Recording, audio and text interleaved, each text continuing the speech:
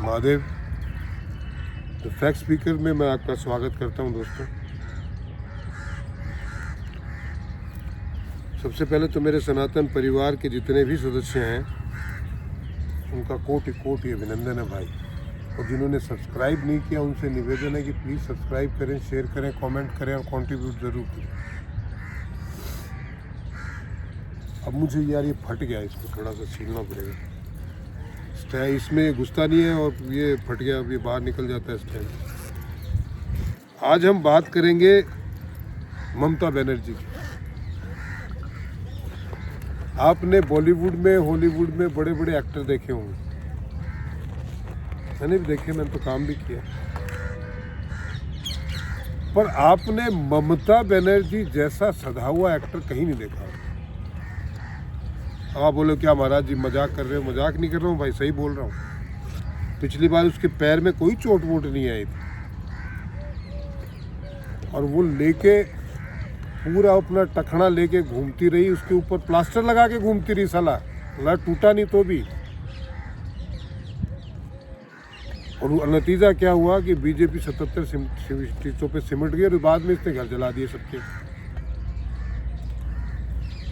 इसने कोशिश की कि हिंदू बचे ही ना तो अगली बार वोट का झंझट ही ना खत्म, इनसे वोट मांगो इनके चक्करों में, इनको पूरी तरीके। लेकिन वो कामयाब नहीं हो पाई क्योंकि सेंट्रल में कांग्रेस नहीं थी। कांग्रेस तो आंख बंद कर लेती। लोग मरे। अब फिर उसको पता इलेक्शन आ गए तो अपने घर में खुद ही गिर गई। 3 टांके आए, 2 टांके आए, अब खुद ही गिरी है। उस टाइम तो उसने बोल दिया साजिश थी उसको जान से मारने की। उसके बीच में भी ड्राइवर ने ऐसे ऐसे ऐसे कर दिया था, ओहो ममता को जान से मारने की साजिश होगी। ये ऐसी नौटंकियां कमाल है यार, कमाल की नौटंकी करते। अब टांके वांके लगा पे कोई हादसा हो सकता है, कोई साजिश हो सकती है, और वो सिंपैथी गेन पिछली बार हुई है तो आदमी को चस्का पड़ गया ना। उससे पहले भी क्यों होगी, क्योंकि लेकिन वहाँ के चुनाव लाइमलाइट में नहीं थे। उससे पहले भी की होगी, पक्की की होगी, पर चुनाव को इतनी लाइमलाइट नेशनल लेवल पे मिली नहीं क्योंकि अभी कांग्रेस खत्म होगी तो तृणमूल कांग्रेस दिखने लगी। तो ये उन्होंने एक सेट फॉर्मूला बनाया हुआ है कि आप थोड़ी पट्टी वट्टी बांध लो, कुछ नाटक नोटंकी करो, हाय रे मर गए लग गए, और अब ज़रूरत पड़े तो बीजेपी की साजिश है ये बोलना मुझे मारना चाहते हैं, मैं बंगाल के लिए काम कर रही हूँ, और लोग सहानुभूति में आपको वोट दे देंगे। अरे दीदी को लगा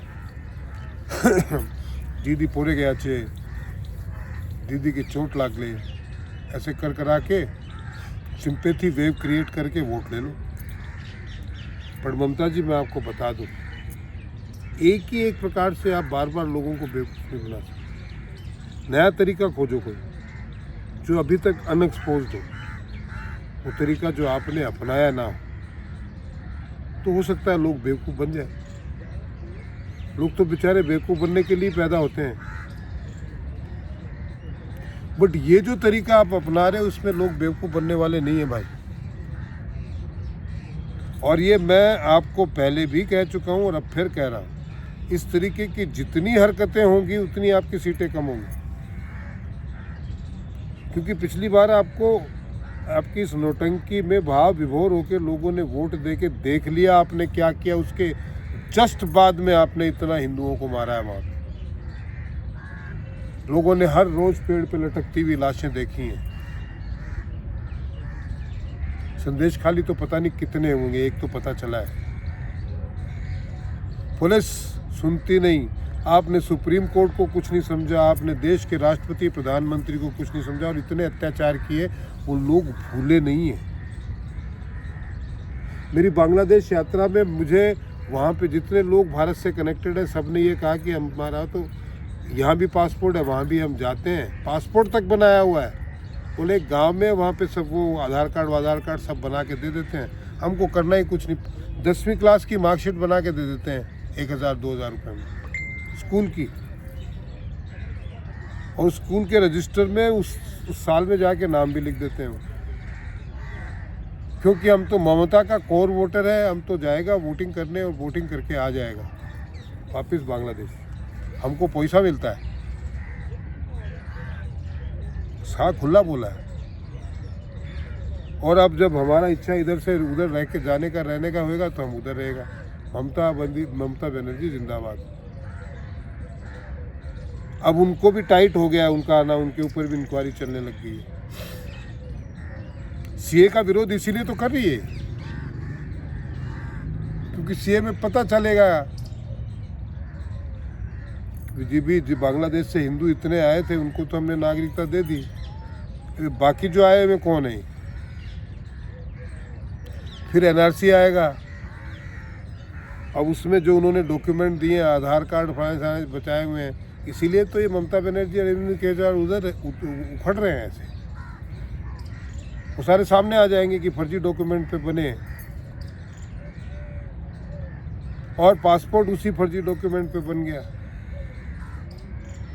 तो वो घोटाला घपला सामने आने वाला है। इसलिए ये सीए हम तो लागू नहीं होने देगा। अरे सीए तो कोई अभी नागरिकता दे ही रहे, ले नहीं रहे। जब लेने लग जाएंगे तो बंगाल का एक पूरा पोर्शन खाली हो जाएगा। 15% मुसलमान, 20%, मोर देन दैट। जितने आज हैं उससे 25%, 30% कम हो जाएंगे।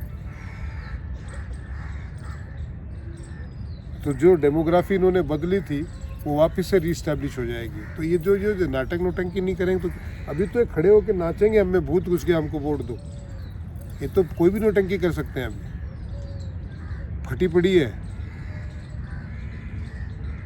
आज के एपिसोड में इतना ही दोस्तों। आशा आपको पसंद आया होगा। प्लीज़ सब्सक्राइब कीजिए, शेयर कीजिए, कमेंट कीजिए, कंट्रीब्यूट जरूर कीजिए। महादेव।